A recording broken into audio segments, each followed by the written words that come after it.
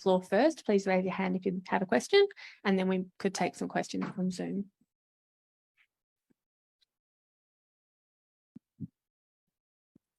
When a batter has a pure batting wicket, he really leaks like how much runs should I score. Same is the case with this wicket. You have to hold yourself back slightly. You should not go ahead of your mind when you look at the wicket like Perth.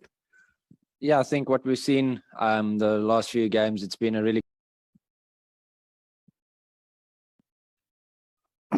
How does it feel to bowl the second fastest delivery in this tournament so far? It's a nice feeling, but it's not something I focus on. Try to execute as much as possible. But yes, something you work your whole life towards to bowl fast. So to be able to bowl fast and be one of the fastest, it's a nice feeling, but just have to focus on the job ahead and what we have to do rather than looking at the speeds. Yeah, Vimal Kumar this side. Nokia, India-Pakistan game was billed as India's top order versus Pakistan versatile pace attack. Can the same be said about the South Africa pace? Definitely going to back ourselves. We've got a great variety. We cover a lot of aspects. We cover a lot of bases with our attack. So definitely as a pace attack, we definitely back ourselves against any team to go out and do what we have to do on the day to try and get over the line. And then we've got 2 gun spinners as well. So definitely back ourselves in that department, and I'm sure the boys are looking forward to tomorrow. Is there any thoughts on Virat Kohli's form? Then Surya Kumar Yadav in terrific touch, and then obviously Rohit Sharma is back. Is there any special plan? Focused on what we have to do, that's all. How tough it is for a fast bowler not to get carried away on such kind of pitches where there's a pace and bounce, and what it takes to control your emotions at that point of time? Yes, with T20 cricket, hopefully somewhere in the future we can have 2 bounces and over. That would be unbelievable. But on wickets like this, obviously you've got 1 bouncer over, so you have to try and sort of just time it properly. And like you say, not to get carried away. Sometimes it can look nice, but it's not effective. So try and be as effective as possible. Like you say, try and keep the emotions intact. Yeah, just try and be calm in situations where I think adrenaline is flowing. I think you should, most of the time, you should come out on top just as a bowler and from a execution point of view. Yeah, Anrich here. Just, when South Africa come to a World Cup, the first match gets rained out, all sort of thoughts start running in your head. Then you go to Sydney, you see there's rain around, and you still make the pragmatic decision for that pitch, which is to bat first. How difficult is it to, keep your mind off? Hey, here we go again, type of thing. Yeah, when we saw the rain, when we were in the change room and they said it's raining again, when we got there, it was lovely weather. Got to the change room, which is just underground, and started raining again. But just happy to have been able to get out. I think I think most teams are at a World Cup, but everyone is quite focused on what we have to do. So once they say I'm so out or 5 minutes or 10 minutes, everyone is ready to go. So I think once we got the opportunity to go out, everyone was ready to go and just to do what we have to do to try and get the win on the day.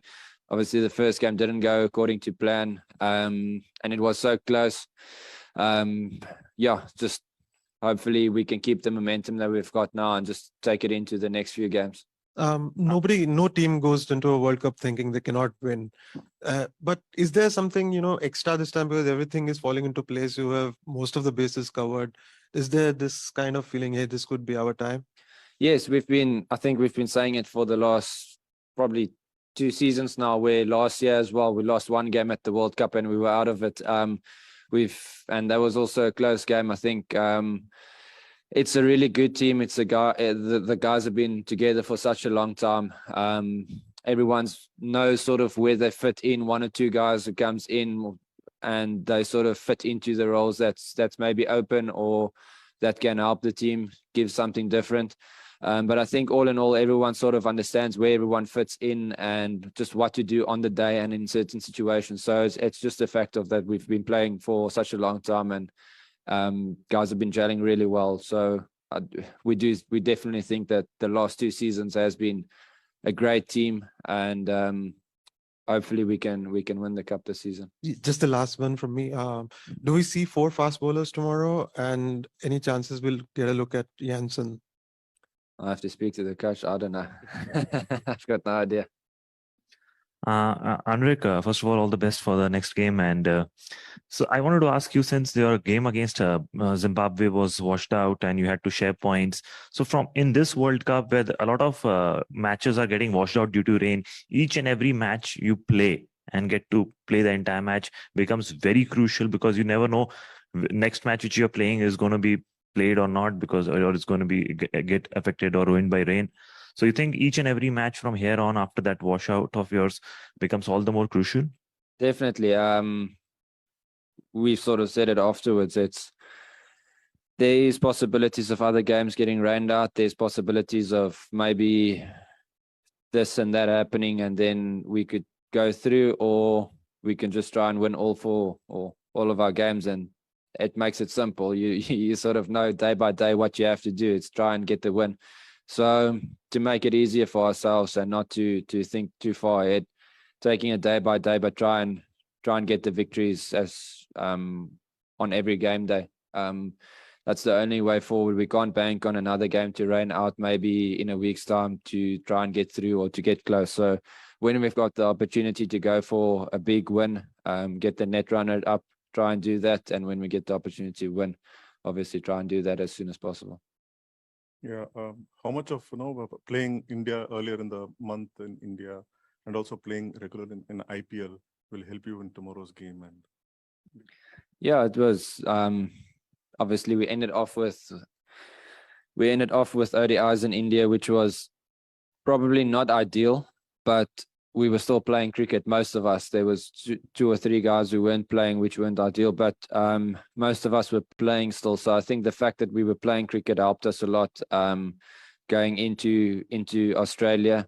It would have been nice to probably have that extra week like India did when they came, just to assess conditions a bit. But I do think most of our guys are also used to conditions in Australia. We come from South Africa, mostly difficult batting conditions, lots of bounce at some of the stadiums. So we are sort of used to the conditions, and as bowlers, we've obviously played in it as well. So I think just the cricketing part, it was nice to play cricket leading up to the World Cup, like most teams have done. Everyone's been playing T20 cricket. We played a few ODIs, but that's fine. Maybe we can see it in a positive light as well, that we maybe bowled a little bit more than other guys. Maybe could have been batting as well a little bit longer than other guys. So just to get that time in the middle, which could be a positive thing. And I think so far it's been really good. Guys have been in great form. Guys that hasn't been playing, they're batting unbelievably well in the net. So sort of backing everyone, whoever comes in, whoever goes out, really backing everyone to perform on the day. Anrich, just to add to the conditions bit, how easy or difficult is it from a fast bowler's point of view to have these multiple time zones, this constant traveling, and then the rest and the recovery and the training? How do you adjust to that? Yes, it is. I would say after COVID, it's something to get used to again. But also with the schedules nowadays, there's so much traveling. Your rest days has become your traveling days, so there's no real rest day anymore. It's a travel day, then a training day before getting used to conditions, and then you play again. So yes, it's quite tough on the bodies.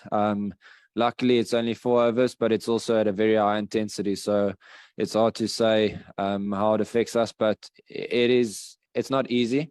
But I think we've sort of come to deal with it now, and you just focus on what you have to do rather than overthinking things and not having that complete off day like we had maybe during bubbles, where you could have a full day off, but then also you couldn't go out. So it's nice to leave your floor on the hotel as well. So it's give and take. Awesome. Thanks so much.